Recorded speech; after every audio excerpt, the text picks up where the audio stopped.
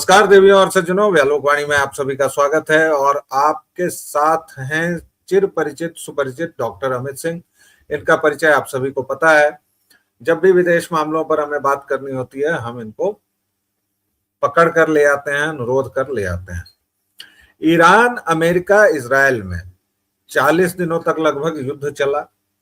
उसके बाद तथाकथित एक सीज फायर हुआ 15 दिनों के लिए, क्योंकि ट्रंप ने कहा कि हम 15 दिनों के लिए सीज फायर कर रहे हैं। उसके एक रात पहले उन्होंने एक लंबा चौड़ा ट्वीट किया था। उसे मैं ट्वीट ही कह रहा हूं, हालांकि वो ट्विटर का इस्तेमाल नहीं करते। कोई दूसरा फोरम है ट्रुथ नाम का, जिस पर वो अपनी बात कहते हैं। तो उन्होंने एक पोस्ट लिखा जिसमें कहा कि एक महान सभ्यता हो जाएगा, ब्ला ब्ला ब्ला ब्ला, बड़ी धमकी दी। और सुबह में जब भारतीय समय अनुसार 5:30 6 बजे वह सीमा टूटनी थी, और कुछ भारतीय तो जरूर आस लगाए हुए थे कि कुछ बम वम गिरे तो मजा आए। कुछ भारतीय जरूर ये आस लगाए हुए थे। उनकी उम्मीदें टूटी और ट्रंप ने कहा कि भाई, हमने पाकिस्तान के सैन्य बल प्रमुख और तथाकथित प्रधानमंत्री की बात मानकर 15 दिनों का युद्ध विराम किया है। मजे की बात यह है कि पाकिस्तान ने क्रेडिट लूटने की होड़ में सबसे पहले जो ट्वीट या पोस्ट किया, उसमें मैसेज वाला हिस्सा भी रह गया, पूरे सोशल मीडिया पर वायरल हुआ। हाँ, भारत के बुद्धिजीवी उसकी चर्चा नहीं कर रहे हैं। क्यों नहीं कर रहे हैं? क्योंकि पाकिस्तान अब्बू हुजूर है।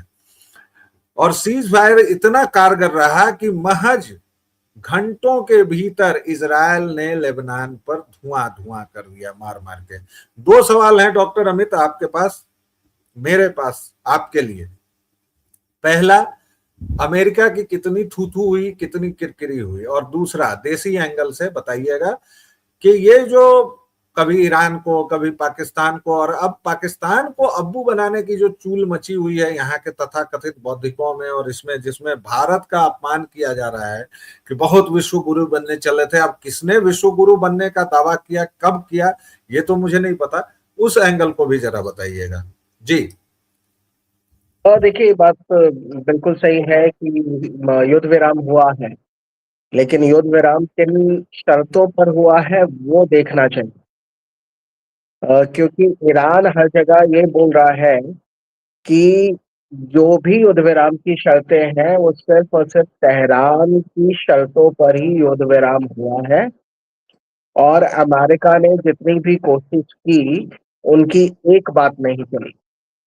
और ये भी साफ दिखता है कि अमेरिका ने मजबूरी में, क्योंकि वो पूरी तरह से इस युद्ध में फंस चुका था, और उसकी वजह से वो येन केन प्रकारेण वहां से निकलना चाहता था, लेकिन निकल नहीं पा रहा था। तो ऐसे में उसने प्रपंच रचा कि मैं अपनी टर्म्स और कंडीशन पर युद्ध विराम के लिए जा रहा हूं। लेकिन ऐसा था नहीं, क्योंकि वो मजबूरी में उसने ये कदम उठाया, क्योंकि उसको अंतर्राष्ट्रीय समुदाय में वो अलग थलग पड़ रहा था, और नेटो भी उसके साथ नहीं था।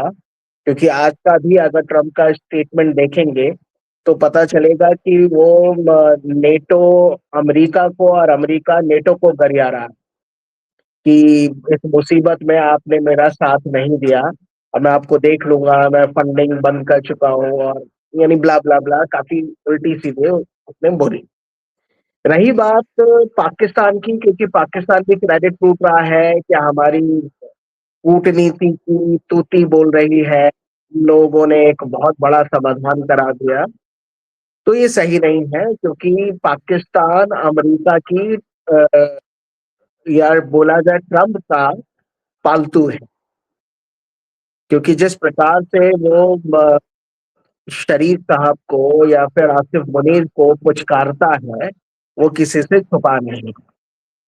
और युद्ध के दौरान ही जिस प्रकार से आसिफ मुनीर ने शिया क्लैरिक्स को धमकाया, उनको बोला कि आपका इतना ही प्यार है ईरान के साथ तो आप बस्ता उठाइए, सामान लीजिए और तेहरान निकल जाइए। और ईरान ने भी उसकी अच्छी खासी इस स्टेटमेंट की भर्त्सना भी की।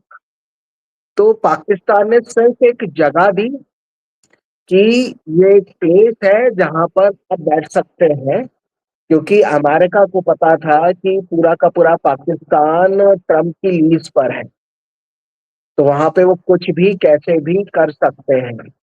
और तेहरान के लिए भी था कि चलिए 40 दिन हो गए हैं खुमैनी साहब को गए हुए, 40 दिन का मातम हमने मना लिया, क्योंकि ये भी सुनने में आया कि वो इस स्टेटमेंट को अंडरलाइन कर रहे हैं कि हमारे यहाँ 40 दिन का मातम होता है कि हमारे सुप्रीम लीडर को आपने मौत के घाट उतारा, उनकी शहादत हुई, और हमने पूरा का पूरा अमेरिका उनके टट्टुओं को वेस्ट एशिया में या कहीं पर भी हमने उनको घुटने पे ला दिया, और अब हम अपनी टर्म्स एंड कंडीशन पर सीज फायर के लिए राजी हुए हैं।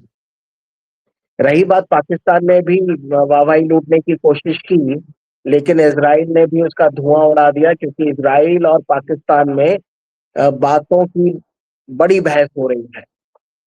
ट्रंप ने ये भी बोला था कि लेबनान भी सीज फायर का हिस्सा है, लेकिन वो नहीं था, और हमारे इसराइल ने उस पे बम गिरा के, जैसा आपने बोला, धुआं धुआं कर दिया। और इससे ये जो तथाकथित सीज फायर हुआ है, यह स्टेट जी। ऑफ हॉर्मुज को रोकने यानी खोलने की भी बात हुई है, तो पूरी तरह से उसको अमली जामा नहीं पहनाया जा सका है, और कुछ ना कुछ पेच फंसा हुआ है। और इसराइल भी अमेरिका को इस सीज फायर को लेके गरिया रहा है। ट्रम्प के पसीने छूट रहे हैं कि इसराइल कुछ उल्टा सीधा ना कर दे, इसलिए वो भी लिटरली बोला जाए तो इसराइल के कदमों में गिर कर ट्रम्प साहब बोल रहे हैं कि बाबू थोड़ा मान जाओ, थोड़े दिन चुप रहो, ताकि थोड़ी सी अंतर्राष्ट्रीय साख मेरी बच जाए, अदरवाइज आपने फजीहत कराने में अमेरिका की कोई कमी नहीं की। रही बात भारत के एक मिनट थोड़ा सा जी बीच में भारत पर आपको लाऊंगा मैं, लेकिन बीच में जी एक चीज जो छूट रही है। हम्म, अमेरिका अक्सर फंसने और भागने में माहिर है। हमने अफगानिस्तान में देखा, वियतनाम में देखा, एक इराक को छोड़ दें तो ये कहीं से जीतते तो है नहीं, फंसा देते हैं चीजों को, 10 लोगों को। वेनेजुएला में इन्होंने फंसा रखा है, तमाम जगहों पर, और चूंकि इनके पास डॉलर की शक्ति है, तमाम बातें हैं, वो सब हम समझ गए। ये सीज फायर कैसा है जिसमें लेबनान पर हमला हो रहा है, यूएई तैयार कर रहा है, और पाकिस्तान की कैसी वाहवाही है कि सऊदी अरब के साथ उसका सो कॉल्ड जो रक्षा पैक्ट था उसकी उसने कोई इज्जत नहीं की। खैर इस्लामिक कंट्री है तो ये सब बातें तो इन लोगों के लिए मायने रखती नहीं है कि जुबान की कीमत हो या कुछ भी, ये तो इन लोगों को हमेशा सिखाया ही जाता है कि कहो कुछ करो कुछ। यूएई ने अपना कर्जा मांगा, उस पर अब पाकिस्तान का कुछ नहीं है। कई मीम्स चल रहे हैं कि पाकिस्तान ने धमकी दी सभी लोगों को कि अगर वॉर नहीं रोकी तो मैं आप सबके पैसे नहीं दूंगा, और इसीलिए अमेरिका से लेके इजराइल से लेके सारे लोग सीज फायर पर सहमत हो गए, यूएई हो या सऊदी अरब हो या जो भी हो। इस पूरे घटनाक्रम में अमेरिका की जितनी थुक्का फजीहत ट्रंप ने करवाई है, आपको लगता है कि वह हैसियत अमेरिका की अब किसी तरह की बची रह गई है कहीं भी? यूएन से लेके, नेटो से लेके, किसी भी देश विदेश बायलैटरल रिलेशंस तक अमेरिका का क्या हुआ है? क्यों ऐसे हालात हुए और अब क्या होगा?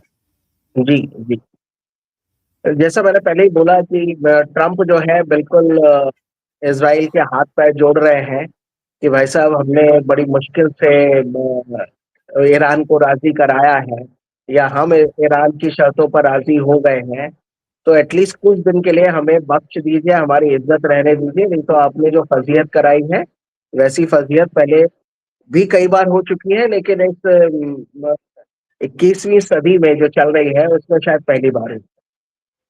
तो खैर, रही बात यानी ट्रम्प पहले ही बहुत सारी फजीहत करा चुके हैं। मैं पहले ही बोल चुका हूँ कि ट्रम्प एक नासमझ व्यक्ति की तरह काम करते हैं, और उनकी जो फॉरेन पॉलिसी है या डिप्लोमेसी है, वो एक अनसोफिस्टिकेटेड डिप्लोमेसी पर चलते हैं, जिसमें वो उल जलूल बकते हैं और बाद में फिर यानी पूरी दुनिया एक साथ मिलकर ट्रम्प को गरियाती है।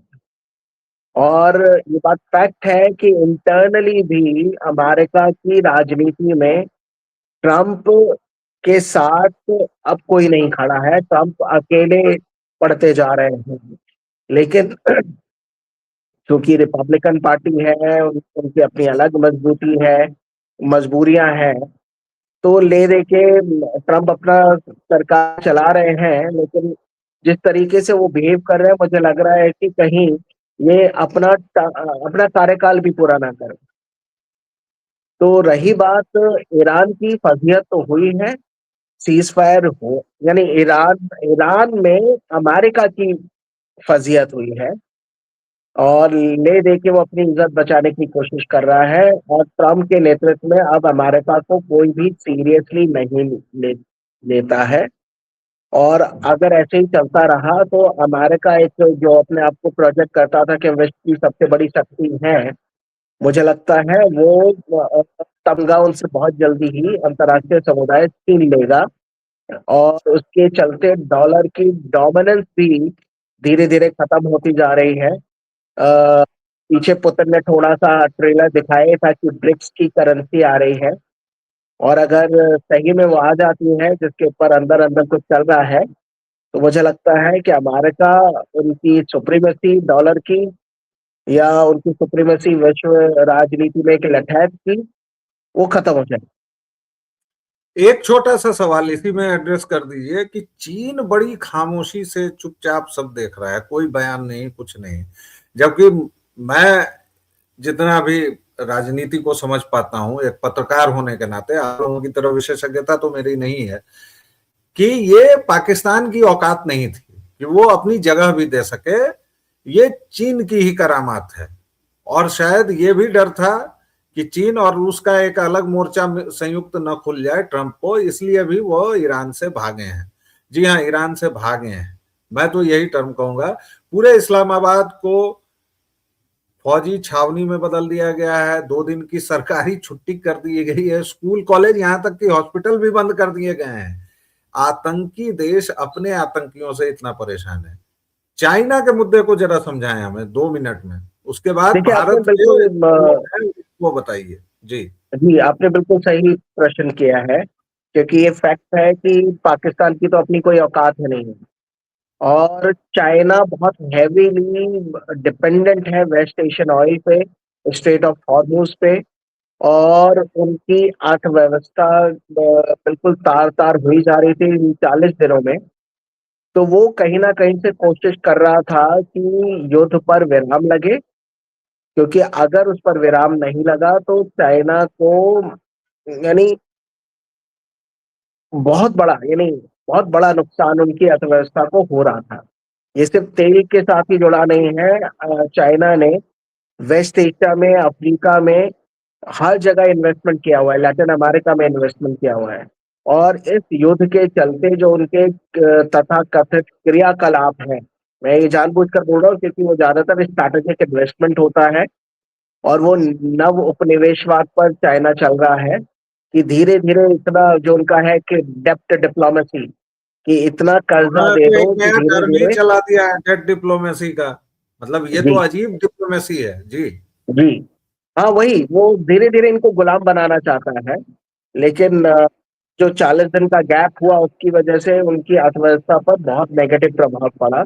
तो ये भी बोला जा रहा है कि ईरान को मॉरली चाइना ने सपोर्ट किया, और ईरान को इनडायरेक्टली कन्विंस करने के लिए कि आप आइए, टेबल पर बैठकर बात कीजिए, पाकिस्तान मेरा गुलाम है, अमेरिका आपका कुछ नहीं बिगाड़ पाएगा पाकिस्तान में, मैं आपके साथ हूं, और बैठिए, आपके टर्म्स एंड कंडीशन पर ही होगा, लेकिन बैठिए। तो जी चाइना ने भी रोल प्ले किया है। वो कहीं क्लेम नहीं कर रहा है, लेकिन बेगानी शादी में अब्दुल्ला दीवाना, तो वही पाकिस्तान का हाल है। वो अपने गाल बजा रहा है, लेकिन सबको जी। पता है कि उनकी औकात नहीं है। डॉक्टर अमित, जरा जी। बेगानी शादी में अब्दुल्ला से अब जरा भारतीय अब्दुल्लों पर आ जाते हैं।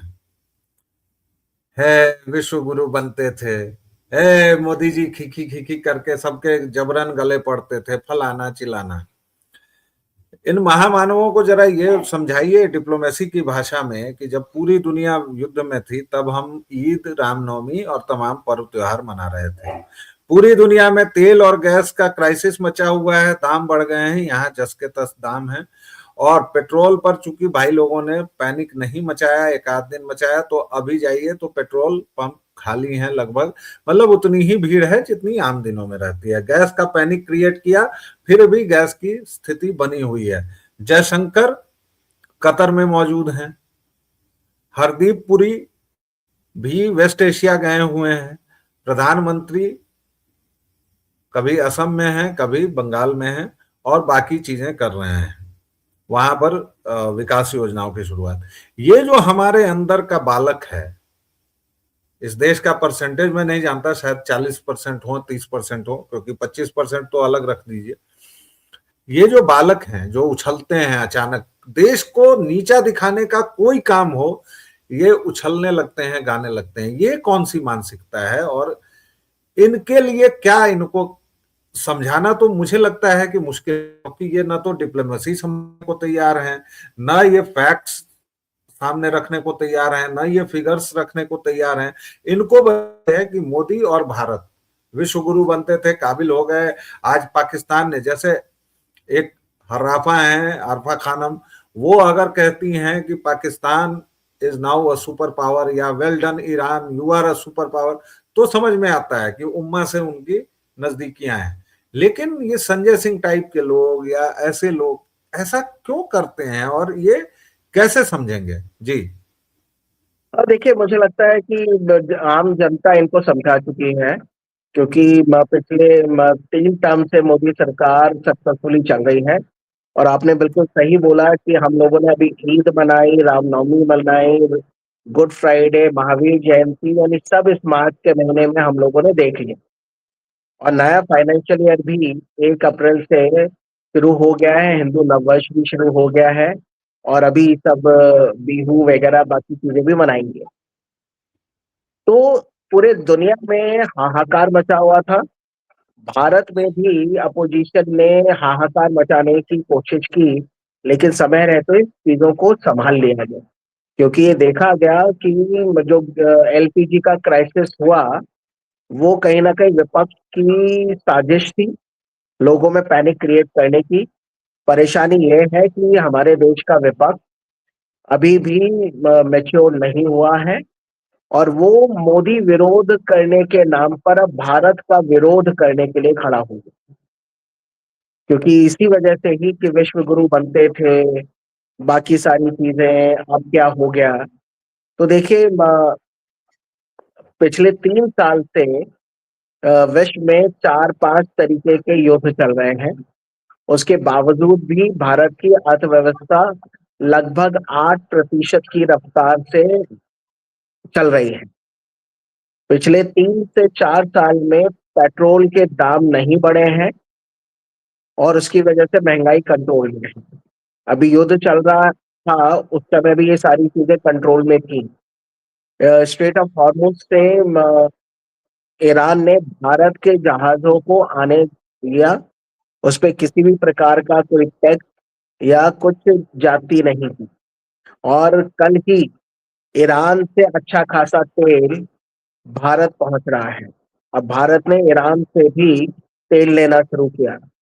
ये बात और है कि अपोजिशन फिर बोलेगा कि आप काहे नहीं ले रहे थे, अमेरिका ने आपके ऊपर जोर जबरदस्ती की।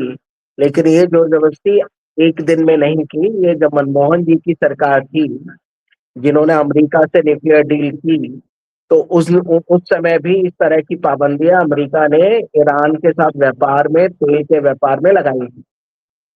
ये बात और है कि मनमोहन सिंह जब 26/11 का हमला हुआ, तो दौड़े दौड़े अमेरिका के पास जाते हैं कि पापा पापा हमें पाकिस्तान ने मारा। लेकिन आज पाकिस्तान इस तरह की हरकत करने से पहले भी कांप जाता है, कि उनको पता है कि केंद्र में मोदी सरकार बैठी है, और वो कभी युद्ध उरी, तो कभी बालाकोट, तो कभी ऑपरेशन सिंदूर, और ऑपरेशन सिंदूर अभी भी चल रहा है। यानी वो स्थगित नहीं हुआ है कि अगर पाकिस्तान ने थोड़ी सी भी हरकत की तो उसके घर में घुसकर मारा जाएगा। और अभी हाल ही में सोशल मीडिया पे एक कैंपेन चल रहा था कि कुछ बड़ा हो रहा है, पाकिस्तान के खिलाफ कुछ बड़ा ऑपरेशन हो सकता है। तो पाकिस्तान की सोशल मीडिया डेलिबरेटली बता रही थी मोदी जी कहाँ हैं और हमारे डिफेंस मिनिस्टर कहाँ हैं और बाकी सारी चीजें।